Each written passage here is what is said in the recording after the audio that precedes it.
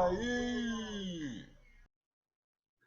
Bom, gente, hoje nós estamos aqui no programa Tem Alguém Aí? Tem Alguém Aí? E a gente está falando hoje com o professor Leandro Neves. Leandro Neves, ele é professor de psicologia da Universidade Federal Fluminense, da UF, e ele está aqui para bater um papo com a gente sobre o desastre, a urgência de um novo paradigma. Então, quero pedir a você aí que está com a gente, já assina o canal, se inscreva aqui no nosso canal, deixe o seu like, compartilhe aí com alguém. O tema hoje vai ser muito importante para esse momento que a gente está vivendo, ok?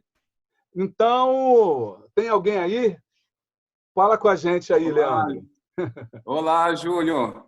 Boa tarde. Boa tarde para você, boa tarde para todos os assinantes aí do canal História Mais. Como você já iniciou, eu sou o Leandro, sou formado em psicologia.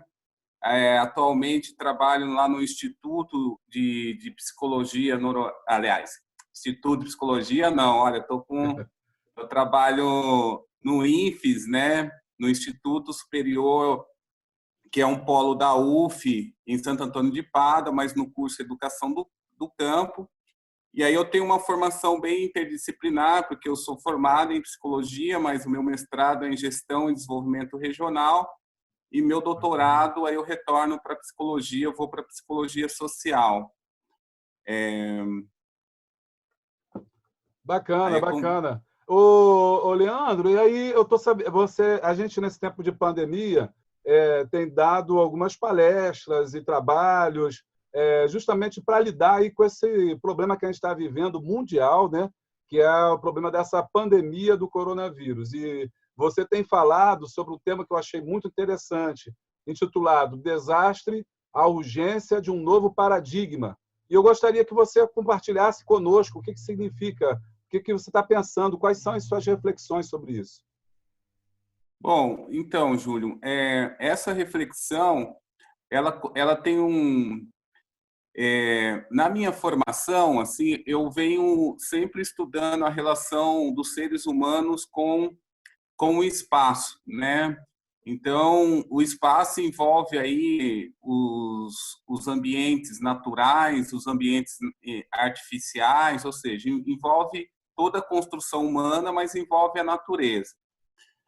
E eu me preocupo muito, né? Num determinado momento da minha vida, eu comecei a preocupar muito com uma noção de desastre, né? Porque se nós pegarmos a história dentro das ciências naturais, os naturalistas, vamos dizer, né? Nós vamos perceber que houveram em torno aí de 5 grandes desastres ou destruição em massa na evolução do planeta Terra até o momento. E essas 5 grandes destruição em massa, aí eu vou me focar mais na última, que é no período lá da era do Paleocene, que é na formação da Pangeia e tal. Então, naquele momento, né, naquele período, isso mais ou menos há 250 milhões de anos atrás, houve uma grande destruição de massa e que eliminou boa parte, quase 95% das espécies vivas no planeta. Aí ele tem várias hipóteses, né, que tem a ver com o meteoro que caiu numa região próxima ao que hoje a gente chama de México, tem a ver com as erupções vulcânicas aí, e tem a ver também com um processo que é ciclo na Terra do esfriamento, né, da Terra. Ela sai um pouco do seu eixo e provoca um esfriamento, e aí toda a Terra passa a ser congelada. Mas por que eu estou dizendo isso? Porque se a gente pega esses estudos e a partir da teoria evolucionista, nós percebemos que a Terra por si só ela tem momentos, né, cíclicos assim, estruturais dela que provoca destruição de massa. Agora não, mas o que tem a ver isso com o tema, né? É porque se nós pegarmos então a história do homem, dos seres humanos na Terra, que é em torno aí de 200 200 mil anos e fazer um recorte nos últimos 500 anos, que com o advento da Revolução Industrial, Revolução Francesa, com esse processo, né, de avanço da ciência e de um modo de vida pautada no lucro, né? Ou seja, com o advento do capitalismo, com o surgimento do capitalismo e com a sua hegemonia no mundo. Então, se nós pegarmos nos últimos 500 anos, a atividade humana ela provocou uma aceleração na destruição das espécies, inclusive da espécie humana, 100 vezes mais. Então, assim, se a gente faz um recorte histórico, nós tivemos milhões de anos de processo de evolução, que aí dentro desse ciclo da Terra existe já uma previsão de destruição em massa em função de cataclismas, enfim. Mas a atividade humana ela tem acelerado esse processo devido ao modo de vida que nós estabelecemos para nós, né? Um modo de vida pautada no consumo, pautada na destruição da natureza. Então, hoje, né, aí fazendo um salto para fazer uma relação direta com o tema, nós, enquanto seres sociais, nós sobrevivemos a partir de uma sociabilidade, ou seja, a partir da relação com outros seres humanos, mas também sobrevivemos a partir da relação com a natureza. E aí precisa ter um equilíbrio sobre isso. Contudo, nós temos o quê? Nesse processo, né, de advento do capitalismo, de uma aceleração da destruição da natureza para transformar em mercadoria, para favorecer uma lógica do consumo, tem provocado a destruição de muitas espécies, inclusive das espécies humanas. Aí eu vou citar alguns dados, só a título de exemplo aí para o assinante. Num determinado período nosso da história da humanidade, vamos pegar aí do século XVI para cá, a Índia, por exemplo, e na China, tinha mais de 10 mil tipos de espécie de arroz, de trigo. Hoje, pegando a Índia como exemplo, nós temos apenas o cultivo de 10 espécies em 75% do território da Índia, assim, o território cultivável, né? Caramba. Então uma morte, vamos se dizer, da diversidade. Isso eu peguei o trigo, mas isso também tem na diversidade dos animais. Na Europa, no século XVIII, no início do século XVIII, tinha mais de 700 tipos de raças de animais domésticos. Hoje tem menos de 300, sabe? Entendi. Então, assim, há um processo acelerado de destruição da biodiversidade. Aí está o primeiro elemento para a gente se pensar, né? O processo de destruição ele está da biodiversidade, então ele tá destruindo a diversidade, né? E a diversidade é a diversidade das plantas, a diversidade dos animais, contaminando o solo, enfim, tudo isso que comumente está sendo transmitido aí pelos meios de comunicação de uma forma até massiva. Mas dado importante é que, além desse desastre que eu estou falando de uma forma geral, que é um desastre estrutural que tem a ver com o nosso modo de vida, nós podemos classificá-los, ou para um entendimento, nós podemos classificá-los em desastre causados diretamente pela atividade humana, antrópicos, desastres socioambientais, desastres naturais, mas de uma forma geral, todos esses desastres ele tem uma intervenção humana. Você poderia pautar pelo menos um desses desastres, dar pelo menos um exemplo deles que você acabou de citar agora, para quem está ouvindo a gente poder ter uma clareza? Vou dar um exemplo atual. Dar um exemplo atual, que aí estou chamando de desastre, mas foi um crime ecológico, né? Brumadinho, por exemplo, foi, né? Mariana. Então,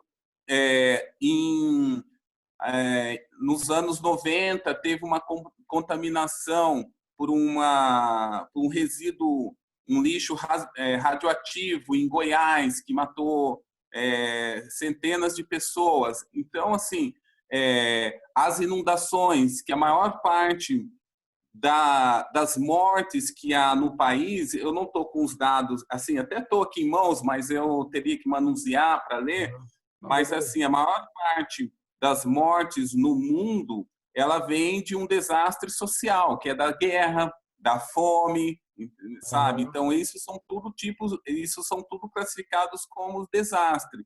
Tem as inundações, que é o caso que acontece muito aqui no Brasil, em todas as regiões praticamente, e se morre milhares de pessoas e se gasta bilhões de dólares anualmente em atividades emergenciais contra esses tipos de desastres. Os furacões, que aí tem já de uma outra natureza, mas também tem a ver com as intervenções, com mudanças climáticas, enfim. Então, pensando nesse contexto, assim, que eu quero que o assinante acompanhe a minha linha de raciocínio, é que você tem você já tem dentro do processo de evolução das espécies, e você já tem mudanças, que aí são saltos, né? São mutações das próprias espécies a partir da diversidade. Então, você tem lá a evolução do homem, que, segundo a teoria evolucionista, vem do macaco, aí você tem outros animais que se evoluíram, tal. Então, tem saltos de mutação e que só é possível pela diversidade. Só é possível esses saltos pela diversidade. Só que nós estamos no modelo de sociedade que ela é contra a diversidade. Ela é contra a diversidade do comportamento, ela é contra a diversidade cultural, ela é contra a diversidade das espécies. É uma sociedade que aí o teórico que eu uso bastante, o Milton Santos e o Lefebvre, vai dizer assim, é uma sociedade que tem uma primazia na hegemonia do igual, né? Na hegemonia aliás, não tem uma multiplicidade, né? A gente busca, pelo menos o que se coloca aí para nós, é sempre a busca do igual, né? Seria isso. Então, dentro dessa lógica de desastre que ele acontece no dia a dia, e desses que eu já citei para você, nós temos agora o Covid, né? Essa pandemia. E salva lá as origens, né? Porque aí alguns falam lá da China, outros já têm uma teoria que isso foi produzido nos Estados Unidos e disseminado na China, mas enfim, salva lá os vírus, de uma certa forma, eles são provocadores de desastre. Só que, assim como que eu quero que fique bem claro, esse processo de aceleração de destruição das espécies, ele também influi esses micro-organismos. Então, no século XX agora,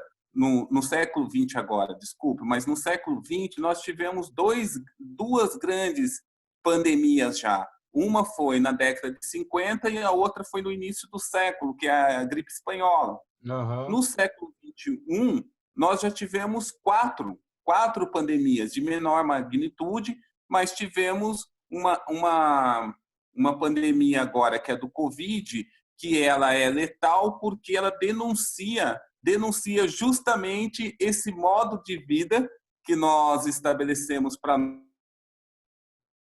no mundo todo, né? Mas, assim, óbvio que tem algumas comunidades que não tem esse modo de vida que nós levamos, mas eu estou falando de uma sociedade ocidental, num sistema capitalista, tal. Isso exclui algumas comunidades tradicionais, enfim. Mas o que vem ocorrendo? Essa pandemia do Covid, por um salto, por uma mutação de um vírus, né, que era de um organismo animal que passa por um outro animal, mas um ser humano, ela tem uma letalidade justamente porque ela vem denunciar, ela é democrática, vamos se dizer, né? Porque ela denuncia o nosso modelo de vida, a nossa fragilidade no sistema de saúde, a nossa dificuldade em nos relacionarmos, enfim, a pandemia, o Covid, né, ela atinge todas as pessoas, independente da classe social. Obviamente, o tratamento para isso é diferenciado, né? O tratamento é diferenciado a partir do recorte de classe, de gênero, de étnico, mas o Covid, então, ele denuncia um modo de sociedade completamente equivocado, uma sociedade que ela é contra a diversidade, que ela é contra a igualdade, que ela é frágil no seu sistema de assistência. Então, esse desastre ele se soma a outro desastre, mas se nós formos fazer aí uma contabilidade em números de mortes do desastre do Covid, do desastre de guerra no Oriente Médio, do desastre de fome, incluindo os países como o Brasil, o número de mortes são muito semelhantes, entendeu? Mas o que está por trás disso? O que está por trás é que o Covid, como ele se espalha de uma forma muito rápida, sem controle, é invisível aos olhos humanos, então ele coloca que aí eu tô elaborando isso, mas aí apresentando aqui, né, no canal de História Mais, ele atinge talvez um dos principais princípios da subjetividade humana, que é o equilíbrio, né? Nós, as teorias psicológicas, muitas delas têm como pano de fundo que nós temos um conjunto de elementos psíquicos e que eles são tensionados a todo momento, mas que o equilíbrio seria a boa saúde. Só com esse equilíbrio na sua plenitude, ele é impossível, porque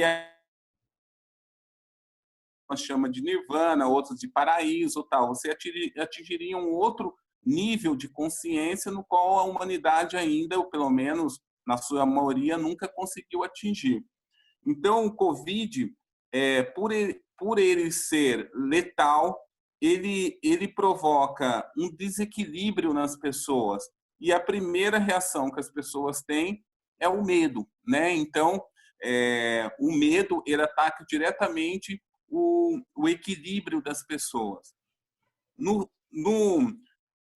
Uma outra questão que o Covid vai provocar nesse aspecto da subjetividade é que, provocando o medo nas pessoas e provocando o desequilíbrio, né, e como ele pode ser como as pessoas podem se contagiar pelo contato, né? Então ele provoca um isolamento, né? Ele força o isolamento das pessoas, que aí é interessante porque nós estamos numa sociedade adentrando a um outro modo de subjetividade a partir das tecnologias sociais de comunicação, né? Muitas pessoas ficam no celular, né?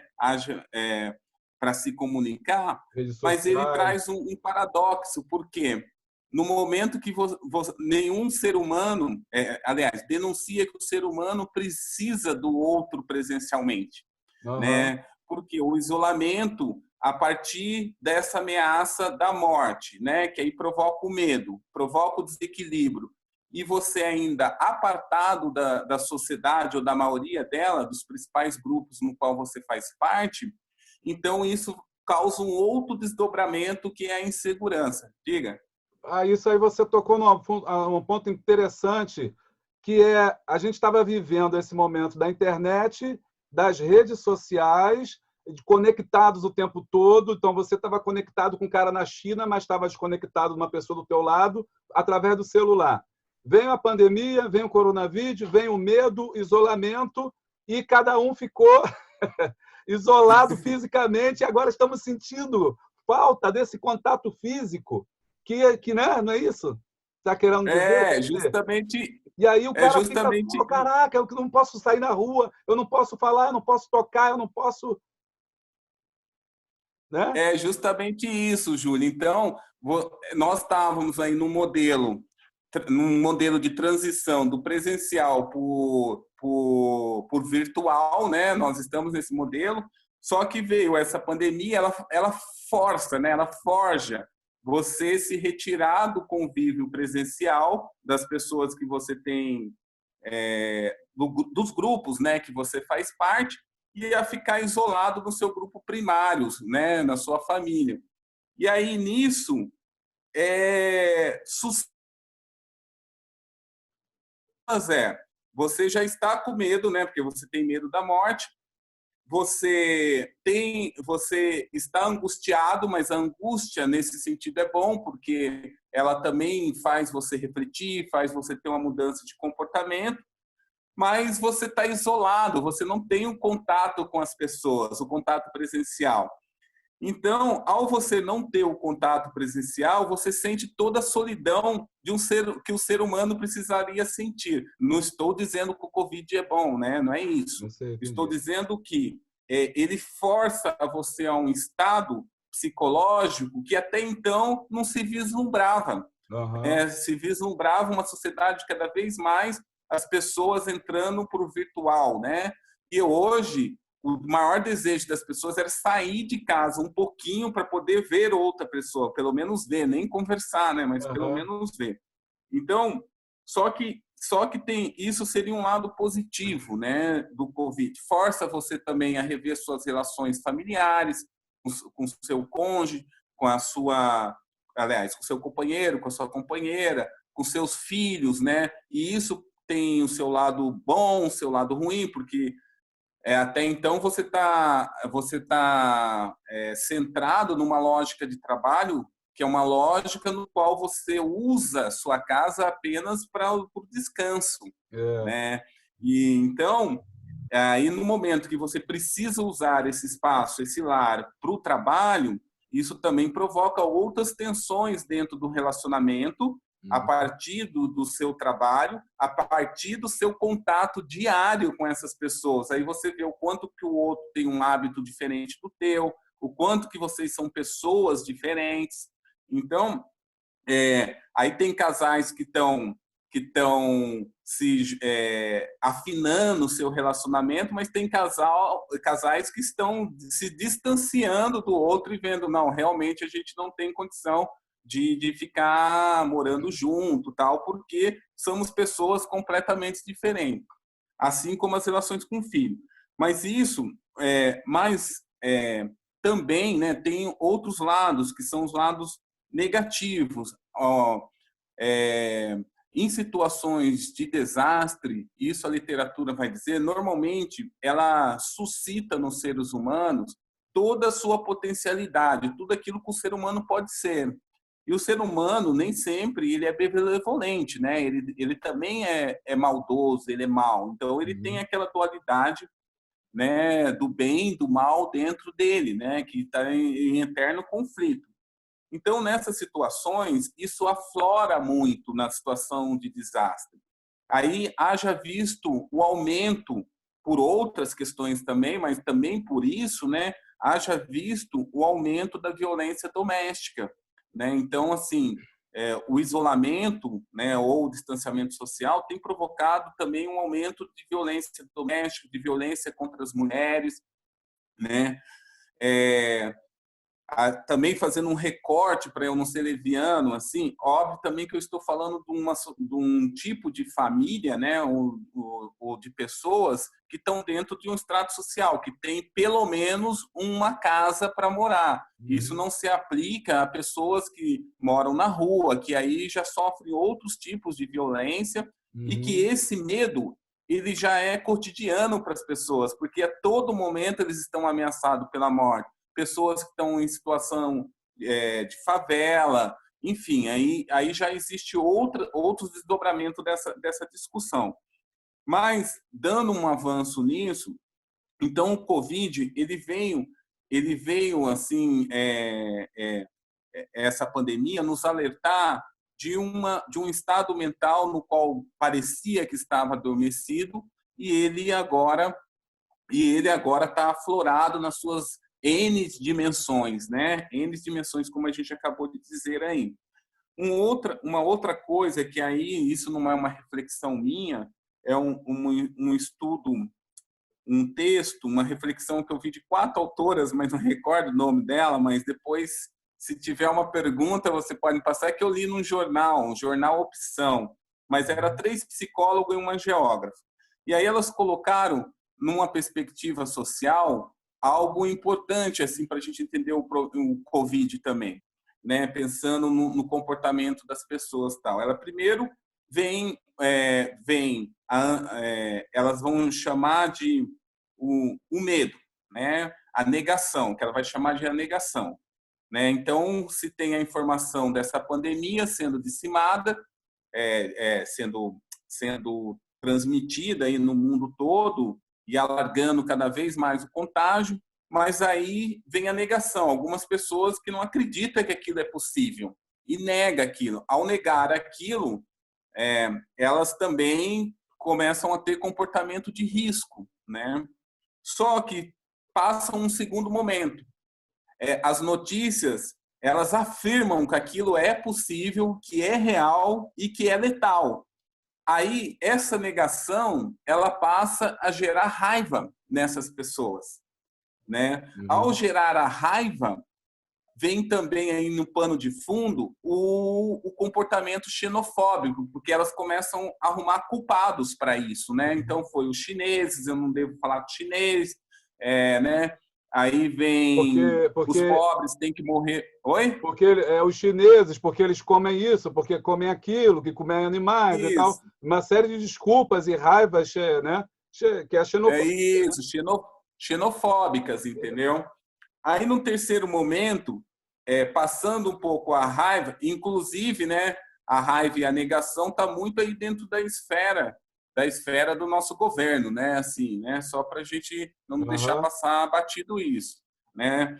Mas aí vem um terceiro momento que ela fala que vem a barganha, que na barganha o que é? Diante então da pandemia, eu preciso arrumar uma cura milagrosa, uma cura que não é científica. Aí onde que muitas charlatões de diversos credos aproveita dos seus fiéis, assim como também há muito fake news, há muito salafrário assim que tentam vender coisas para as pessoas que não têm efeito nenhum, né?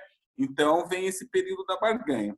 Após o período da barganha, vem um período que elas chamaram que é da tolerância, da aceitação.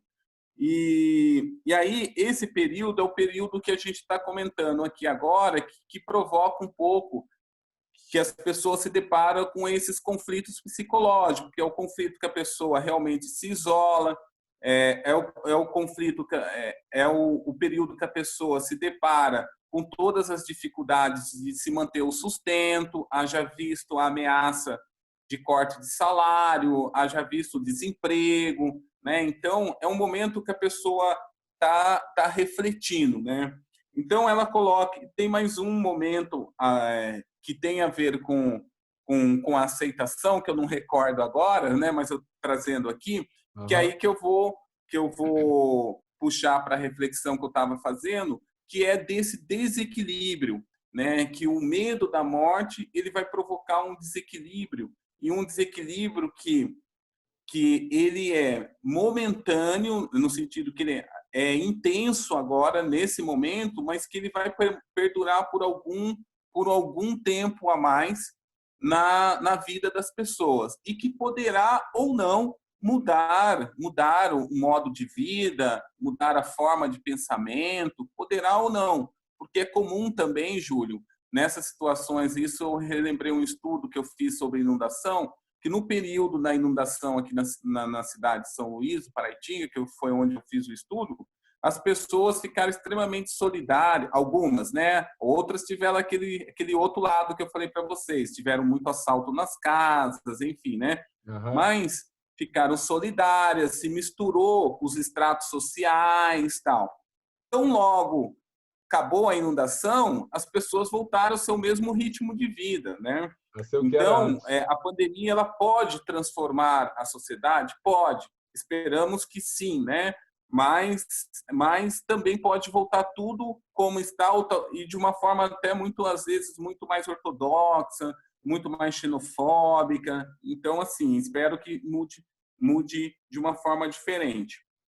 Então, essas são as reflexões, né? Agora, quanto às orientações, né, tem diversas, né? Várias, a UF mesmo, né? A UF mesmo soltou recentemente um boletim de orientações do Covid, que vai desde as orientações de fundo repassadas pela OMS, né, que você deve ficar na sua casa, que deve manter os critérios de higiene, álcool, enfim, né? Então essas orientações estão sendo transmitidas, até mesmo orientações no sentido de você voltar a ter aí casa com a reflexão, de você voltar a ter busca do equilíbrio, né? E a busca do equilíbrio é uma busca que ela é psicológica, mas ela para alguns é também espiritual e para outros, os mais pragmáticos, é encontrado na rotina, né? Estabelecer uma rotina mínima, né, no qual você possa organizar seu dia a dia dentro de casa. E isso envolve leitura, assistir filme, o seu trabalho, os trabalhos remotos que tem agora, o contato, a conversa cotidiana com a sua família, porque o fato de estar dentro de casa não significa que vocês estão conversando. Então, um diálogo com a família para disseminar um pouco o medo, não ficar assistindo tanto os meios de comunicação, porque também há um uso apropriado da tragédia, né? E isso interfere na sua saúde mental. Atividade física, enfim, aí cada um, né, dentro do rol, do conjunto de coisas que fazem bem para si, vai estar ali escolhendo, elencando e buscando uma rotina. Bom, a grosso modo seria isso, Júlio. Assim. Poxa, muito legal e eu acho que muito atual e importante para a gente pensar sobre a nossa situação. Eu achei muito importante também porque você consegue, na tua reflexão, fazer um retorno, como se fosse assim, um retorno nessa questão da natureza, assim, né? Porque da ideia do equilíbrio, né? Porque você mostrou aí na tua fala, pelo que eu percebi, que a natureza por si só ela passa por esses ciclos, né, de grandes destruições, né, de grandes desastres que são naturais, mas junto a isso tem os desastres causados pelo homem, e esses desastres causados pelo homem é justamente por esse desequilíbrio, né, que ele tem causado, tanto a si quanto a natureza, que de alguma forma está retornando isso, né? E eu acho que é importante a gente, então, pensar sobre isso. Então, quais seriam aí os novos paradigmas aí? O que você propõe dessa tua reflexão, da análise que você constrói? Qual é a proposta, então? Qual seria esse novo paradigma? Seria um retorno a essa natureza, o retorno a equilíbrio? Muitas pessoas descobriram, assim, por exemplo, que podem viver com menos, né? O consumismo, o capitalismo, compras exageradas, ir a shopping, sei lá, restaurante, as pessoas perceberam que pode viver sem isso, né? Podem viver sem isso. Temos vivido sem isso, podemos viver com menos. Qual seria esse paradigma, então, que você propõe agora para o final, chegando já no final do nosso tempo também de entrevista? Qual o paradigma que você propõe para esse novo modelo, né, de sociedade que vai surgir aí pós-pandemia? Se é que a gente possa aprender alguma coisa com isso, né? Então, como eu disse para você, é uma hegemonia, né, do sistema capitalista no mundo, mas, assim, sobretudo, de uma racionalidade econômica. Essa racionalidade econômica que orienta esse modo de vida destrutivo que nós estamos. Se ela permanecer, Júlio, o planeta será destruído. Não o planeta será destruído, as espécies serão destruídas, principalmente a espécie humana. E só que também há um paradoxo, porque no ano passado houve uma publicação da NASA que até 2030 eles estão pensando em colonizar Marte. Então, percebe, assim, a destruição das espécies, elas estão previstas por esse modelo que nós estamos hoje. Mas a espécie humana, talvez, ela se salvaguarde, porque ela vai fazer uma migração aí para um outro planeta. Mas a mudança de paradigma seria a gente sair dessa racionalidade econômica e colocar as relações humanas como o centro das operações, entendeu? Subjugar a economia. A economia está subjugada às relações humanas, porque a riqueza que existe no nosso planeta, se ela for distribuída, todos nós vivemos de uma forma muito boa.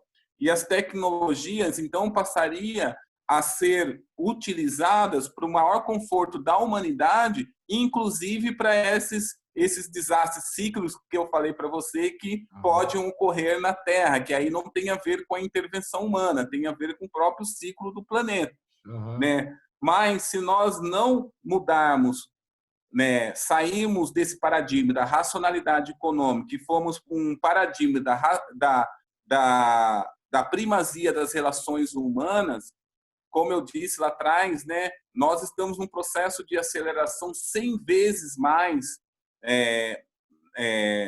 partindo da órbita do natural, a atividade humana acelerou 100 vezes mais o processo de destruição. Então, nós estamos fadados à destruição. Então, urge um paradigma hoje para as relações humanas, né?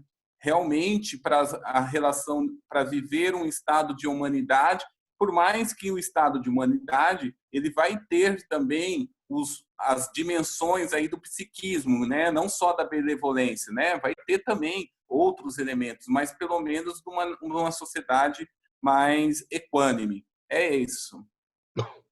Poxa, legal. Legal conversar com você.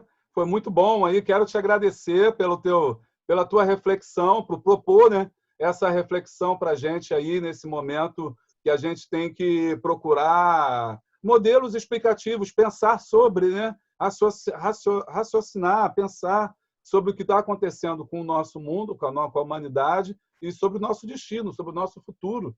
E o momento de pensar, eu acho que é agora. Quero te parabenizar aí pelo teu trabalho. Beleza? Beleza. Obrigado, Júlio, pelo convite. Valeu, Um abraço, eu agradeço aí pelo teu carinho, aí, pela tua oportunidade de poder compartilhar aí com a gente aí os teus conhecimentos. E se você quiser deixar aí uma última palavra, aí nós temos 2 minutinhos ainda aí, se você quiser deixar um conselho, uma palavra, já que também é a tua área, tem muita gente angustiada com esse problema, com essa questão do isolamento social, e talvez você queira deixar aí 2 minutinhos, uma palavra final, um conselho, alguma coisa para essas pessoas. Tá, então agradecer, né, as palavras finais. Agradeço a você, a todos os assinantes aí do História a Mais. Fiquei um pouco nervoso aqui, confundi as ideias, mas estou disponível também depois para estar esclarecendo isso. Mas o que eu posso deixar é que desde que nós nascemos, né, nós temos que provar que estamos vivos. Parece um paradoxal isso, né? Mas assim, então o ato de viver é um ato de buscar, e essa busca é a busca de um equilíbrio. Então, você que está dentro do isolamento social, como nós, né? Todos nós estamos no isolamento social. Pondere as suas emoções, né? Não reaja de imediato. Planeje um pouco o seu dia. E tente sempre mentalizar coisas boas, ler coisas boas, assistir filmes bons, né? Busque um pouco esse momento para entrar em contato consigo mesmo e observar todos os seus sentimentos e todos os seus impulsos, todas as suas emoções, e na perspectiva de se tornar uma pessoa melhor. É isso que eu posso deixar. Ah, legal, cara. Muito bom. Quero te agradecer aí pelo teu carinho, pelas suas palavras também. Muito obrigado por ter participado com a gente. Valeu? Um abraço, Júlio. Até mais. Valeu. E você que está assistindo o nosso vídeo, não se esquece, se inscreva no nosso canal, deixa o seu like, faça o comentário se alguma coisa não ficou claro e você quiser conversar mais sobre isso, deixa aí seu comentário aí. O professor Leandro vai ter prazer aí de poder responder. Professor Leandro, professor de psicologia lá da Universidade Federal Fluminense, INF, Santo Antônio de Pádua, juntamente com a gente lá. Então, fiquem aí com a gente e sempre que puder a gente vai ter um vídeo novo, trazer outros professores para bater um papo com a gente aí, não tem alguém aí. Valeu, até a próxima.